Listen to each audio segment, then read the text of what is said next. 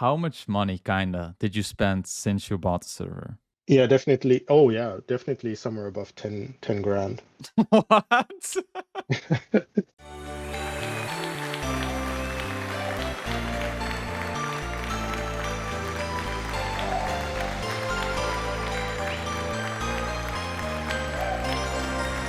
Welcome back to another episode of the Scotto Show. It's so nice seeing you all back in the audience. Hello everyone. As you can see, we are in a new studio. This one is very special because it was built by Trig. She's an amazing builder and also the same person who built the Uneasy Vanilla Q map. Make sure to subscribe to her and thank you so much, Trig. But of course, we're not going to be talking too much about Uneasy Vanilla in today's show because we have someone from another Hack Anarchy server, Simply Vanilla's owner, Netherwhal. Almost a year ago, he bought Simply Vanilla from the previous owner, and ever since then, he has had an insane journey with Simply Vanilla and its community. And today, he's here for an exclusive interview on my channel. I'm gonna ask Netherwhal some questions that everyone has been waiting months for ever since the server was sold. Like, how much did the server cost? Why did he even buy the server? And why is Netherwhal so distant from the Simply Vanilla community? Let's welcome Netherwhal, the owner of Simply Vanilla.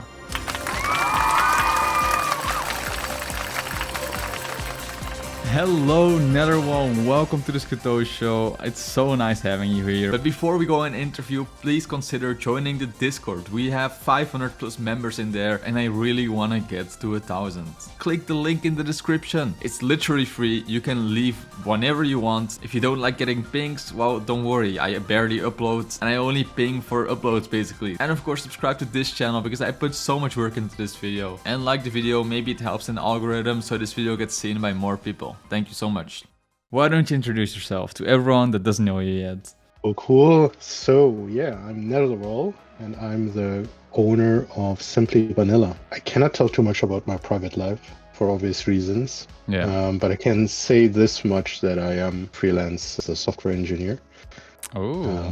Yeah. How long have you been playing Minecraft in general? So I think nearly 3 years or so. It was definitely a year before I bought Simply Vanilla. Wow, that's actually pretty recent to be that much into Minecraft, to like buy a server. Yeah, absolutely, absolutely. How did you get in touch with Minecraft Anarchy in general? Yeah, it's a good question. So I suppose, as usually everyone does, they start with single player, and I wanted to go to multiplayer. But back then, I just didn't like how most of the multiplayers were ran, so it was kind of like a very different experience to single player, right? Yeah. So my base assumption was, oh, multiplayer is just going to be like single player, but more people are going to be on right together with you playing. But it's very far from that, right? You have like Hypixel or, they're very different. Yeah, it's a whole nother game. Yeah. Exactly. So I came to 2B2T, which on the one hand is quite vanilla, actually, to be honest. Except, of course, that most players are hacking, so it looks less vanilla.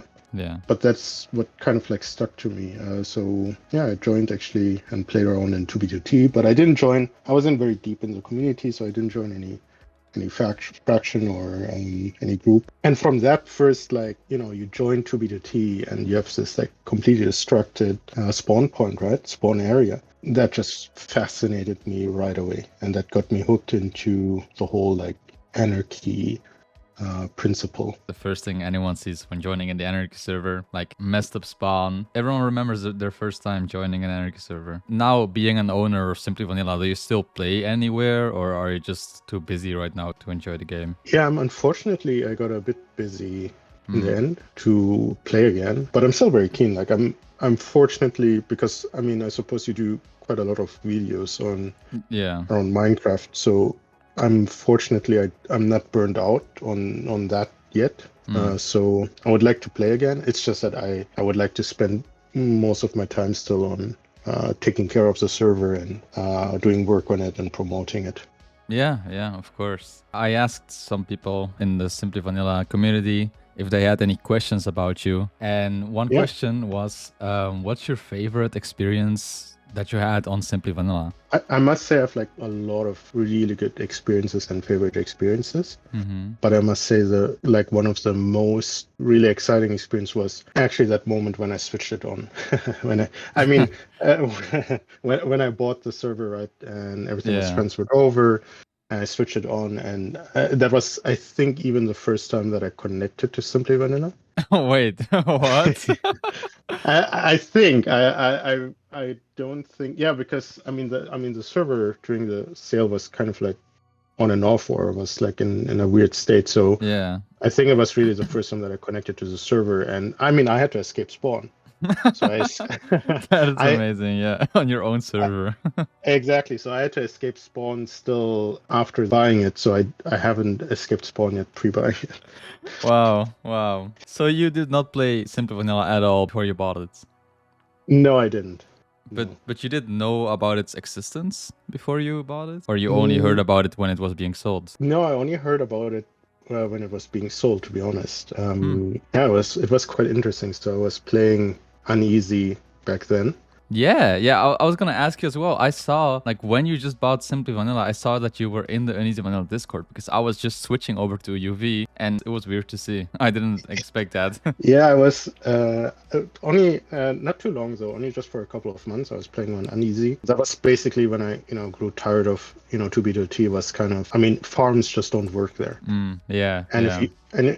if you don't hack or if you don't do, you basically have zero chance of, doing anything really. So Hmm. Uneasy was kind of the first time I learned about like this concept of non-hacking anarchy. While I was playing the server, someone then mentioned LOL simply is selling or something like that.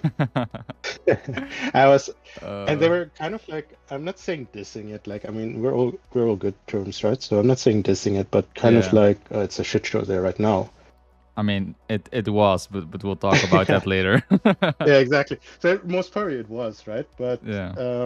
and I thought, oh, that's interesting, because it was around that time, when you spend like, I mean, 3 months on an anarchy server, I started having the realization, oh shit, all this time that you spend your free time basically spending on a server building stuff at any moment, because you don't have like backups, right? At any moment, Hmm. it could be just that the admin or owner decides, oh, okay, they don't want to run the server anymore. Yeah. Yeah. So I wanted definitely to run my own server to ensure that that could never happen. And so it was just a perfect timing of having these thoughts and then seeing, oh, there's a server or community that is being sold. So I snooped around and yeah. I didn't expect that would be why you would buy it. To have your own server to just have it be timeless. Yeah, Yeah. exactly. Like I think, well, first of all, many people assume that I did it for for money or something. It's so weird because it's like, like I mean, it's obviously it's a hobby, right? Like you cannot Yeah. make Yeah. any money with that, and I don't even know a 2B to T, like I mean realistically I'm sure they can live from it, but I Hmm. know also they have a lot of expenses. But it was never, I never did it for money. I really did it because I wanted to create something that will, yeah, like how you said, it's actually perfectly put, like something that will be forever, timeless, forever. Well, now we should probably get to the harder questions, the hard-hitting, controversial topics. But first, I think it's very important that I give some backstory to what went down with Simply Vanilla and the buying process. Why are people so mad that a server got sold? And you might think it's just an overreaction if you're not familiar with the situation, but I was there when it happened. It's my 9/11. Everyone knows where they were when Simply Vanilla got announced to be sold. Okay, no, but for real, it was really a shit show. It was so bad that so many people just completely left Simply Vanilla and moved to other servers before Simply Vanilla was even sold. So I'll give a very brief rundown of what went down and then we go back to the interview to finally hear all these questions that everyone has been waiting so long on. I'm so excited for you guys to hear this.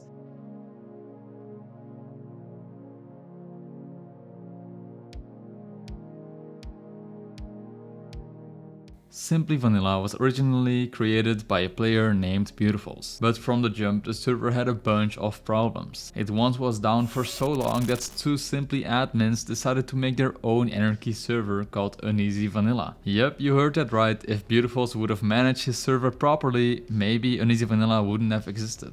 So I'm not gonna talk about every little thing that Beautifuls did wrong. I want to focus on that 9/11 moment, the selling of the server. 1 year ago, someone found a Reddit post by Beautifuls, and in this post, Beaut was putting Simply Vanilla on sale. But he never mentioned anything to the community about this before he put it on sale. But of course, very soon the Reddit post was all over the Simply Discord and people were outraged. At this time I was also covering everything going on in my video series called Vanilla Trauma, and in this video I just go over the Reddit post and I point out some fucked up parts of it. Beautifuls was basically selling the hard work of the community for profit, while never being very invested in the community, and he even mentions YouTubers on his server, which, you know, is fine. But I never got any recognition from Beautifuls until this post. So I got a bit upset too. Another weird part is that he says that the server income for 2021 was 4.2 thousand. But it later got exposed that most of this money was donated by one person that was just donating a ton of money to Simply Vanilla. But the worst thing is that the top donor left after that. And in the next 3 quarters of 2021, Simply barely made any money. But you know, 4.2k is a lot of money, right? But Beaut was telling everyone that he was selling the server because he was running it at a loss. But that doesn't add up, right? The server cost was about 200 a month if I remember correctly. And if you do 4.2k divided by 200, that's 21 months. So technically he would have had enough money to run the server for a while. So how was he running the server at a loss? Well, he allegedly spent all of his money on weed and just dumb shit while not saving any of the funds donated by that top donator for the server. Now this is all pretty bad, right? But believe me, it gets way worse. Hold on tight, because now we're gonna go downhill real quick. One of the most untrustworthy and disliked people in the community offered to buy the server. Everyone was like, nah, I'm definitely quitting if this bozo buys the server. And Beaut was like, I'll sell to him. I love money.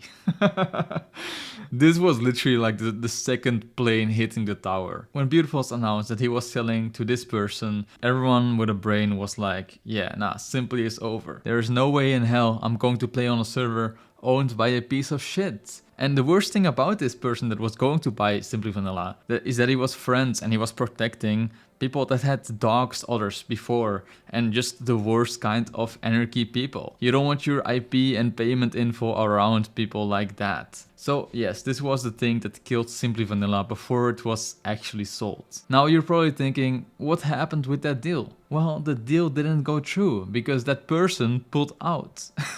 And the best part is that before he pulled out of the deal, he had already had creative mode on Simply Vanilla, which allowed him to spawn in a bunch of illegals and dupes. But of course, an even shittier thing is that Beautifuls, after the deal went south, pretended that he pulled out of the deal because he cared about the community, which was just a blatant massive lie, because that piece of shit guy literally openly said that he was the one that pulled out of the deal. I'm 100% sure that Beautifuls would have gone completely through with the deal if that other guy went through with it as well. Another reason why people were mad is because there were also actually good people that were trying to buy Simply Vanilla. Idiot was one of the buyers, a former Simply Vanilla admin. He even wrote an entire expose about his dealings with Beautifuls, which I go over in this video. But as you can see, it's a very long video. There's a lot to talk about. But if you really care, then you can watch this.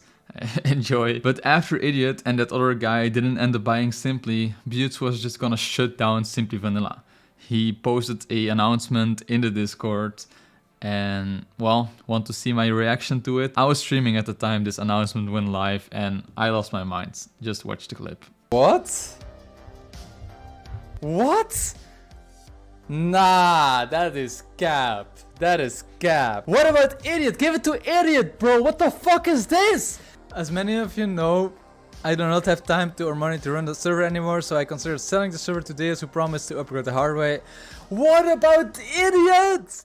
Yeah, I was pretty upset, you know. It felt like the third plane hitting the tower, if you know what I mean. After that, obviously everyone just left the server because we all thought it was gonna shut down. And then all of a sudden Netherwhal bought it. And well, now we're here with Netherwhal. So let's continue the interview and get some of his perspective on it all and see how much he actually paid for the server.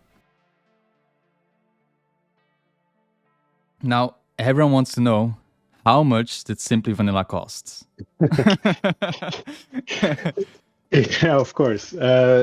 So, I mean, there was a number that was posted in Reddit that I'm pretty sure everyone knows about. Yeah. So it was less than that for sure. How much was that again? I don't remember. So I think on Reddit it was posted for something above $2,000.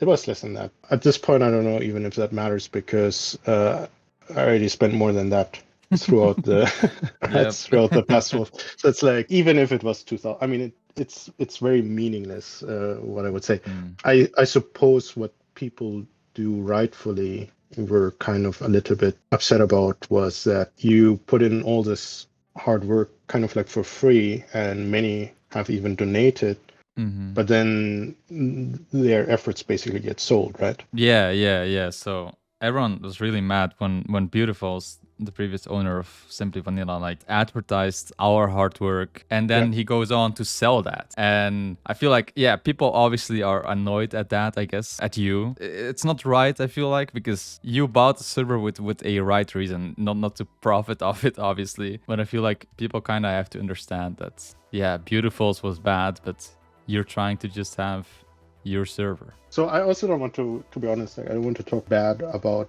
Buttes. Yeah. So whatever reasons he had, but no, I definitely didn't get this for profit. But I 100% understand the frustrations that people had. I wouldn't understand why though they would be upset with me though, because I mean, you don't have anything to do with that, you know. Yeah, exactly, right. So a lot of people also want to know, like, the entire selling process was very messed up. So you heard that the server was being sold from someone in chat saying it, and then how did it go? Did you just DM Beautifuls like, yo, I want to buy your server, and then just like deal with that? Because Buttes had other buyers. Like, what happened with the entire process? Yeah, absolutely. So I heard about it. I went right away. I think I joined Simply Vanilla Discord, and it was it was already chaos by then.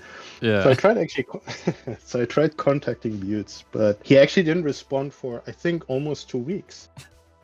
Oh my god. So I started like putting a bit more pressure and contacting him over various social networks, right? I think Reddit as well and all that.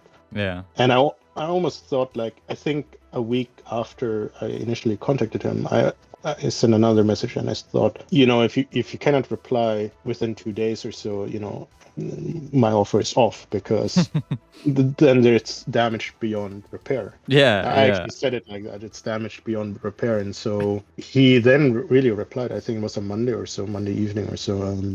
He did reply, and it was relatively quick then, because I think by then, in all fairness, like, I think there was a lot of pressure on his shoulders, or weight on his shoulders. Yeah, definitely. So by then he was just like happy to get rid, and I think he was so happy that I was kind of like an outsider. Yeah, I mean, I think that's really good. I feel like the server was not worth what you paid. I mean, of course, that doesn't matter to you, but I feel like it was so badly, completely messed up, that it could have gone for half the price. I don't know how you feel about that. Like, do you think it was too expensive for what it was, or do you think it's a right price, since it still has like some history to it? Well, I mean, I know there was a lot of damage due to dupes, and also because the server wasn't patched for quite a while and all that. But if I put that like a little bit outside, I mean, that's just my opinion, how I see things, right? I see this more like not an art project, but like as an art. Okay. Right, and like as a whole, it is impossible to replicate. Yeah. So, right, because it's like how many thousands of players put their mark on the server's data. So it's almost impossible to find a price. So honestly, even that 2,000 is way too little if I put in the worth of what was put into it. I think it is worth 10 times, right? You know what I mean? Yeah, yeah, But yeah. the reality, unfortunately, is of course that, and I mean, I will never sell this, but nobody's going to pay that amount of money, right? Yeah, yeah, yeah. I mean, now it Right? makes sense why you bought it because it's obviously not profitable. It makes sense now that you're telling me this, that it's almost like a living art project, right? Exactly. So for me, because I appreciate what is being done on the server and I appreciate what the community is contributing towards the server, but also towards Discord, for me, that even if I would have paid the 2000, it would have been a steal. How much money, kinda, did you spend since you bought the server? Because it can't have been cheap. Like everything together, all the moving the server around, like the advertising. How much, kinda? Definitely somewhere in the area of, let me just double. Yeah, definitely. Oh, yeah, definitely somewhere above 10 grand. What? What the fuck? So first of all, the server is fully owned by me, right? So that was one of the main goals, of course, to do like a timeless project. To me, it was important that I also own the hardware. So they're alone the hard drives, right? So it has like 8 terabyte SSD, right? And I mean, everybody can just Google the price of that, and it's mirrored. So you always have 2 disks, and that's just for the Nether world. So I have other SSD drives for the other world. So yeah, and I had to pay a little bit to get it from America back to Europe, to pay some customs and some other fees. It was crazy. What the fuck? It was a crazy December, but yeah, quite a bit. Wait, so I'm dumb, you know, so I don't understand a lot about servers and all that kind of stuff. But like, how was the server when Beautiful's owned it? He probably didn't own the actual hardware, right? I think he was hosting it back then on OVH. So it's a quite known provider to rent dedicated servers. Yeah, so the difficulty or the challenge here for running a Minecraft server, at least for this size, are kind of like two. On the one hand, you need a lot of storage, and the storage that is required is just above storage that you usually get at these rented places, which means you then start, the costs go exponentially usually then. And I must also say that we're now consuming approximately double as much storage as we did just a year ago. So it is growing as well. That is the one part. So storage, and it has to be fast, so SSD. Then the second challenge is you need to have a really good CPU. And the CPU that was running with OVH was quite bad, right? So the TPS was dropping quite a bit, and that is also quite expensive to get a good CPU. Was it hard to get the server from there to your physical server? Like, how does that happen? Yeah, it was super challenging. First of all, I'm based in Europe. Yeah. And I was running the server in US. So now the difficult part is that you cannot easily buy server grade hardware with a good single thread CPU performance, which is required to run a server with good TPS. So I had to actually custom build it, but because I'm not there, I had to basically have it custom built by someone else. What? Yeah, it was like constantly like doing, remote calls or remote work and remote chats to get something done and then get it delivered to a data center. And who helped you with that? Well, I had to do it all by myself. But did you know anyone on the other side, or was it just like employees? Yeah, it was just exactly. It was just like companies, and then you do like you liaise with them. Oh man, that must have been so time consuming. I can't even imagine. Like, wow. Yeah. So basically, when I first got access to the old server from Buttes, I basically had 1 week to transfer the server over because I was also very worried because I did then read that he wasn't paying invoices. Oh yeah. So I was also worried that it would just shut down and I would lose access to the data, right? So I really gave also myself like a time. But within 1 week, it's very difficult to get something up and running. So we did, I think, run it for, I think it was almost a month. We ran it on like very shoddy hardware. rented. And while we ran it on that rented hardware, we had a server get assembled and delivered to the data center. And once it was in the data center, there were also some other issues, like it was just like a mess. But once it was up and running, it was actually running pretty smooth, I would say. Yeah.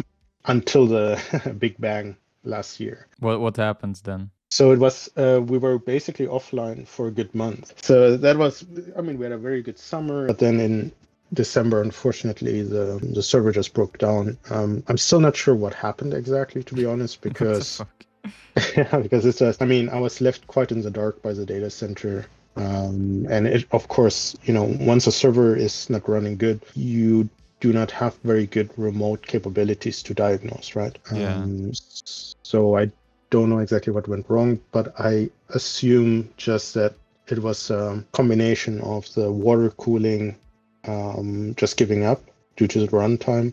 Was most probably not meant to run 24/7, and the main board was probably failing. I suppose that's when you brought the server from there to here? Yeah, exactly. Oh, okay. Yeah. So at first I was suspecting that it was just a data center because they were quite cheap, that they were not capable. So I switched the data center still within US to Detroit, which got some funny memes around that. But then it turned out they weren't able to get it up and running as well. And that is basically when my heart dropped, because then I knew, oh shit, this is going to take Oh my a god. while. Did you think that you weren't gonna be able to do it? No, for me, there is like a zero chance for the server to not come up or to ever stay down forever or to be sold. There's a zero chance that that would ever happen.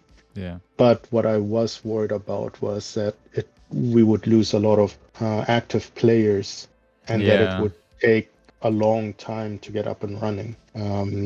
Yeah, so that was what I was worried about. Yeah, it was down for very long. And then it finally opened, and now it's in the beautiful data center near you, I'm guessing, or at least somewhere near you. And like, how does a data center work? Like, do you just rent like a place and then put in your machine? Yeah, exactly. So so this data center is quite professional. It's actually quite enterprise, to be honest. So I'm in the same building as other bigger companies like Google, Facebook, and the sorts. Like, it's the same building. Obviously, I don't have access to their to their rooms. Yeah. And I'm sure if they knew that in the same building there was a Minecraft Anarchy server, I think they would like throw me out or something. But it's quite like, so it's really meant for like professional businesses, not for that's pretty Minecraft funny. servers. Well, at least we know it's secure there. Exactly, but it's like proper, it's secure, they're very redundant, so they have very high confidence. And yes, I have 24/7 access in theory, which means that should there be any issue, I can go there directly, I can debug the issue. But it also means, and that's what I'm more excited about, is that sometime in end of this year or in summer, I would like to upgrade the server again. Damn, and bro. It will be very easily possible for me to do so. Shit. Yeah, because now you can just go there and build and add stuff way easier. Exactly. Yeah.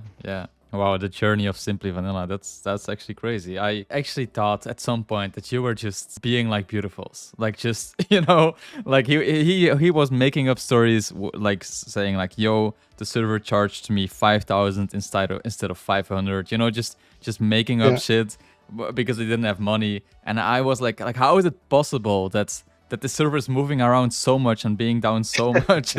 But now that you explain it like that, it makes a lot of sense, because you were actually just trying to do your best and it just wasn't working. Wow. No, it's really a shame. Like, I would have loved to keep it in. So it was in Kansas City. I mean, staff members, I did send them like pictures and screenshots of delivery, because I was worried that staff member would maybe think I'm like I mean, it sounds like a wild story. Yeah. From Kansas to Detroit, because I mean, Detroit is not really known as a server city. I mean, it's usually New York City is Yeah, pretty good Detroit there. seems pretty random. Yeah, it is. It's like, okay, like what? Well, so the story was actually, it wasn't actually meant for Detroit, but in the same building. So usually how it happens, right, this data centers is it's like a big, I don't know, it like kind of like a warehouse. Mm-hmm. But that warehouse is maybe owned by one company, and then it will sublet server space or areas to multiple companies. Yeah. So when I was unhappy with the provider in Kansas City, coincidentally in the same building there was another provider. So the idea was actually just to transfer it from one room to another to the different provider. But they then said no, they don't have space there anymore, but they have another data center in Detroit. So that's actually how I didn't search for it, but they just said like, okay. we're going to drive it over to Detroit for free. Because we still have space there. And I said, okay, fuck it, why not? Damn, that makes so much sense now. Yeah, I mean, what a journey. You have a very hands-off approach with managing the community. You know, people want to know why. I would say rather, on the one hand, I'm quite grateful and happy that I found Jakers and Imp quite at the beginning. Yeah. So if the community has to thank anyone, then it's those two, because without them, simply wouldn't be where we are today. Yeah. So they invested a lot of work, but they also gave me hope. They helped me also understand what is important for the SV community. So it was really, they're still continuing doing really great work. We do have now also new additions with Len and Magician Tim. They are also doing fantastic work. Yeah. The whole staff is very, very mature. I'm very happy. But what is more important is that they have been in the community for way longer than myself. And they're also, all of them, quite respected by the community. It makes only sense for them to, or for me to be less hands-on and rather let them be involved in that. While at the same time, I can take advantage of my strength, and that is, taking care of the server. Okay, yeah, so it's just like they know the community better and you just let them do the talking while you just make sure that the server runs as good as possible. Exactly, right? So it's like kind of like dividing the workload, dividing the time. But I have been also relatively active last year, though, I must say, with the community, or as much as I can. Yeah. I do know, like now, the past 2 months, I've been quite distant. But I must say, like, that whole December took quite a toll on me. So I'm still like recovering from that. It was like quite extensive, like work and yeah. Okay, no, that makes sense. It's just like when you don't know. Like, I don't know, it's just, I compare a lot to Edoc and Iberium, who are like literally in the VC every day with Uneasy Vanilla and like constantly talking to everyone in chat. I guess it's just a different approach that you take. I hope that people will understand why you take a more distant approach. And I feel like people now kind of know you better because of this interview and know you're not just trying to make money. This is not just an investment for you. The opposite, probably. It's my financial downfall, if anything. yeah, for real. Like, that's crazy.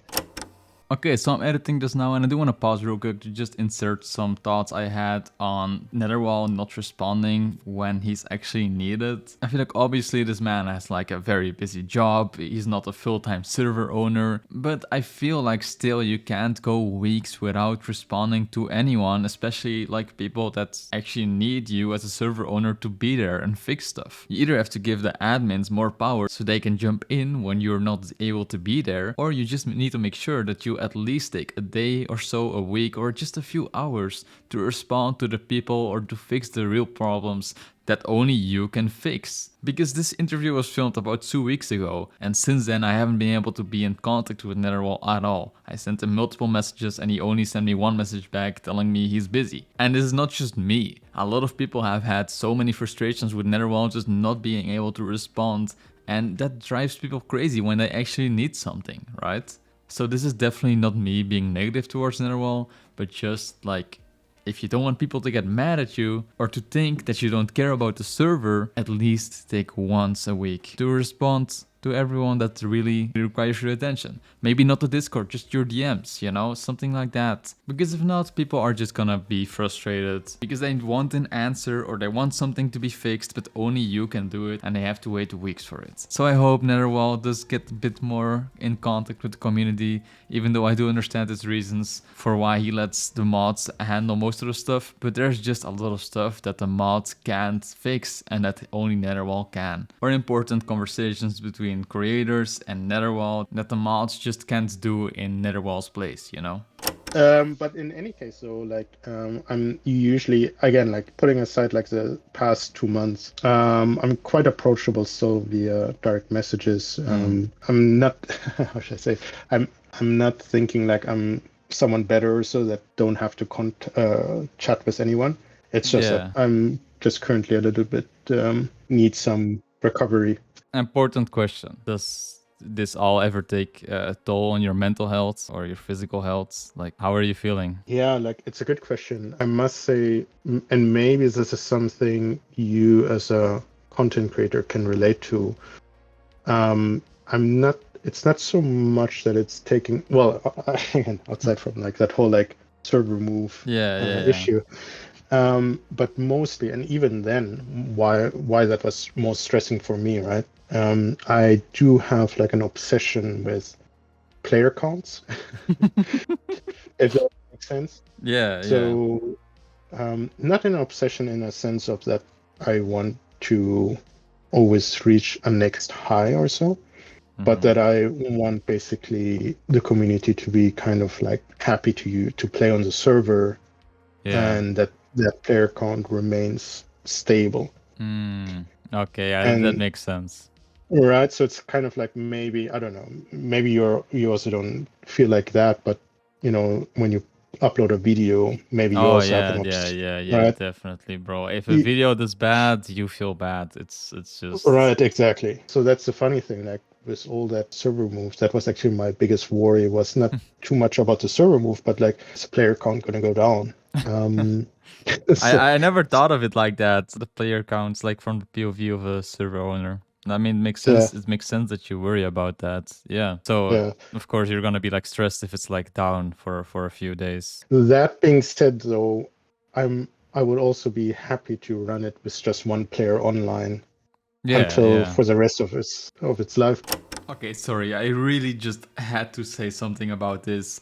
To some people this might sound familiar. There was another server called EU Survival which had an owner that said the exact same thing. No matter what the player count, the server will always keep up, and well, look where EU Survival is now. It's shut down. Even though I do have more trust in Netherwhal since he has put like way more into the server than any server owner I know, I do think that he probably will keep the server up forever. Like, why else would he invest 10,000s of euros and own the hardware of the server if he's just gonna sell it, you know, or just shut it down? So I don't think this is the case like in EU Survival. I do have more trust in him, but of course we can never know what the future holds, right? And like people absolutely hating you for no reason, that doesn't bother you? Not so much. I mean, I suppose, no, not so much. I mean, I was very aware, and I think it was even Butts who said it or someone else, but like, I do have to accept that at some time my information is going to be doxed. So I'm okay with that. That's part of it. But it's so weird because you're just like a regular ass person and you have all these kids just being mad at you for like most of the time, no reason. Yeah, exactly. I mean, I guess you had some anarchy experience, so you kind of understand it, but still, you know. Sometimes it's also difficult to understand, like, is that person really mad or is he just LARPing? Because most of the times, like, at least at the beginning, people were just like LARPing, right? So, and I don't want to, like, sometimes I was feeding into it, but I did it kind of like on purpose to like keep that, I don't know, role play they were trying to do, to keep that fantasy alive of sorts. But yeah, you like to role play with people on the server. Exactly. Yeah, okay. Do you do anything to advertise the server, and how do you plan on getting more people to join? Yeah, interesting topic. What I'm quite happy about is the website relaunch that happened sometime last year. So it was the original designer actually who did some mocks. I'm most probably going to forget to give credit to the right people. The mock-ups or the design was done by, I think, maybe one or two people from the community.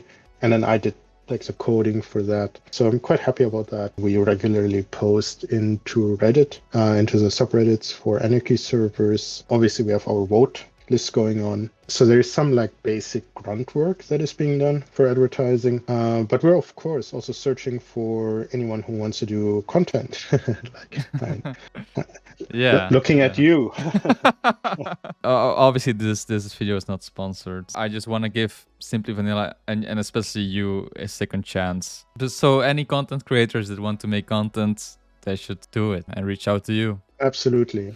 So we have a content role as well, which has kind of like the same benefits like if you were a donator. And obviously there's a lot of prestige in doing video for Simply Vanilla and with its history and backstory. But there is also possibility to have a paid gig, but that depends on multiple factors like how often, what is the quality, what is the reach. Yeah. And we did that also last year a little bit, but it's difficult to track, right? How the success of that.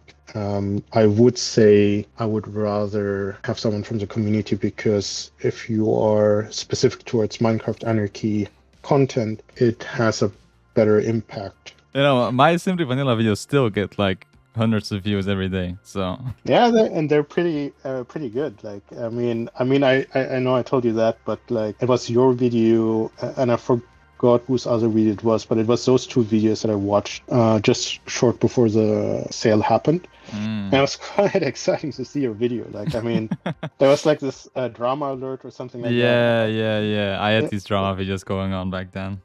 Yeah, it was super super cool. So yeah, I was quite impressed, and I was like, oh, cool. You bought the server because of me, basically. Let's say at least because of 50% of you. Oh, hell yeah. What future plans do you have for the server? There's like the basic stuff of us continuously keeping the server up to date, adding features based on what the community wants. Like one recent feature that we just launched is proximity chat has been enabled. So anyone that uses, that has the client mod installed can use proximity chat. Bro, I heard that, and that is so cool, and I want it. That is literally the best fucking feature. Like, I feel every Anarchy server should have that. That's literally just game changer. You should advertise with that, to be honest, somehow. Like, that's so good, bro. That happened, but the advertising around that will still happen. Then, of course, there's a continuous server upgrade. So I want to really ensure that the server is always like at the top or on the CPU line. So to ensure really good TPS. But of course, there's a lot that will be invested in promoting the server, giving the staff the right tools to be as efficient as possible in hunting down hackers. Yeah, so those are kind of the plan for this year. Okay, cool. And well, what do you have to say to people that left Simply Vanilla? Because there's a lot of them. So because I don't really know them, so I don't, so I wouldn't know how to address them the right way anyway.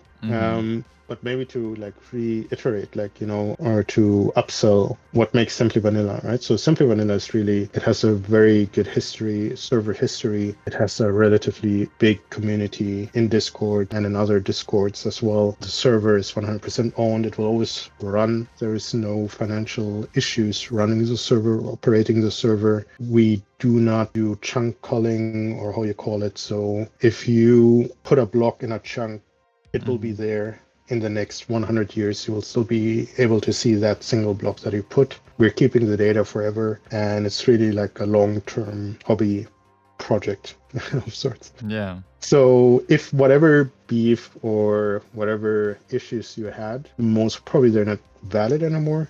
But if they're still valid, just have a chat with me. And I'm pretty sure, like, I don't think there's anyone, I mean, even it's mostly is back on the server. Really? Yeah, so He was so mad at you. I don't even remember why. I want to say, first of all, Netherwhal, you're a fucking idiot. I hate you like a lot.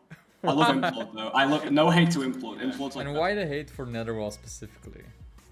First of all, he's a fucking. Second of all, he sucks Deuce's dick. That's it, really. He's also like a complete brick wall when talking to people. Like, he has a massive ego. I hate him for it.